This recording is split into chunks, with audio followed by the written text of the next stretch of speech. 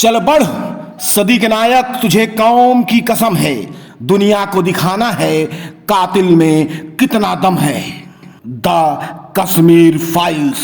भारत की वर्तमान सदी त्रासदी के इतिहास की गवाह बनकर सदियों तक के लिए स्थापित हो चुकी है।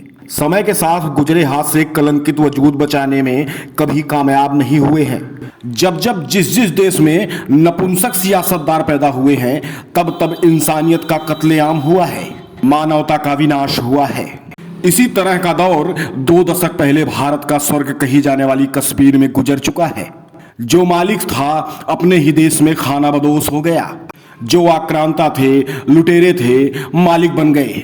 जिस कश्मीर में केसर की महक से फिजाओं में मन आनंदित कर देने वाली हवा ताजगी का एहसास कराती थी, उसी कश्मीर में नफरत के सौदागरों ने कश्मीरी पंडितों का कत्लेआम कर लहू की नदियां बहा दिया।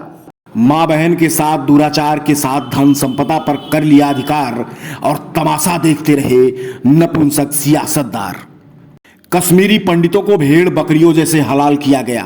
औरतों के साथ हैवानियत की हदें पार कर दी गई। धर्म ईमान बदलवा दिया गया। अस्मत लूट ली गई।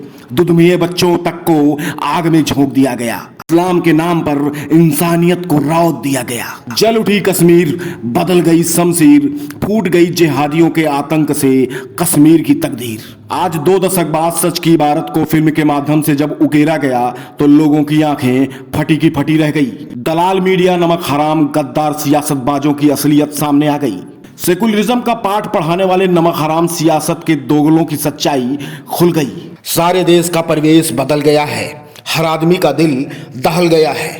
कश्मीर की आवाज बनकर जनहित में आवाज उठाने वाले अनुपम खेर के द्वारा लिखित कुछ अंश समय की मांग को देखते हुए शामिल कर रहा हूं, जो सच की सतह पर जोरदार ठोकर मार रहा है। अभिनेता अनुपम खेर के तीखे सवाल सुनकर सुप्रीम कोर्ट के जजों का भी माथा उस समय ठनक गया जब 3 तलाक के मुद्दे की सुनवाई के लिए 5 जजों की टीम बैठी थी। सुनवाई के पहले दिन कोर्ट ने कहा, अगर 3 तलाक का मामला इस्लाम धर्म का हुआ तो उसमें हम दखल नहीं देंगे। इस पर बॉलीवुड अभिनेता अनुपम खेर ने तीखे शब्दों का इस्तेमाल करते हुए कहा, ठीक है माय लॉर्ड, अगर आप धर्म के मामले में दखल नहीं देना चाहते हो तो राम मंदिर, जलीकट्टू, दही हांडी, गो हत्या जैसे कई हिंदुओं के मामले हैं जिसमें आप बेझिझक दखल दे देते हो। क्या हिंदू धर्म आपको धर्म नहीं लगता या फिर आप किसी से डरते हो? अगर आप कुरान में लिखे होने से 3 तलाक को मानते हैं तो पुराण में लिखे राम के अयोध्या में पैदा होने को क्यों नहीं मानना चाहते?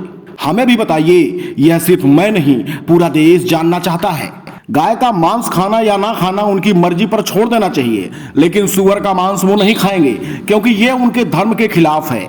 शनि सिंगनापुर मंदिर में महिलाओं को प्रवेश ना देना या प्रवेश देना ये महिलाओं पर अत्याचार है, जबकि हाजी अली दरगाह में महिलाओं को प्रवेश देना या ना देना उनके धर्म का आंतरिक मामला है। पर्दा प्रथा एक सामाजिक बुराई है, लेकिन बुर्का उनके धर्म का हिस्सा है। जलीकट्टू में जानवरों पर अत्याचार होता है, लेकिन बकरीद की कुर्बानी इस्लाम की शान है।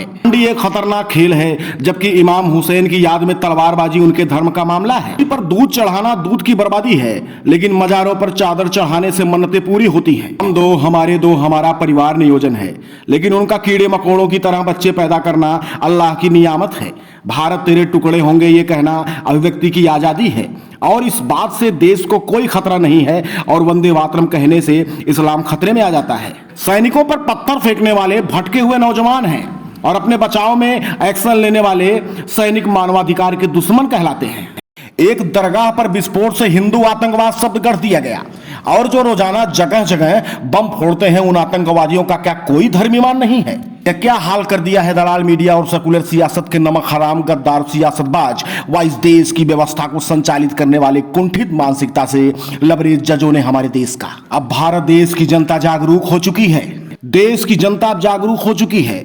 सिनेमा हॉलों में द कश्मीर फाइल्स आग लगा रही है। सिनेमा हॉलों से बाहर निकलते दर्शक आंसुओं के सैलाब में बात करने से बच रहे भरसक, चेहरे पर तनाव, गद्दार सियासतबाजों से नफरत और देशद्रोहियों से बदला लेने की आग सुलगने लगी है।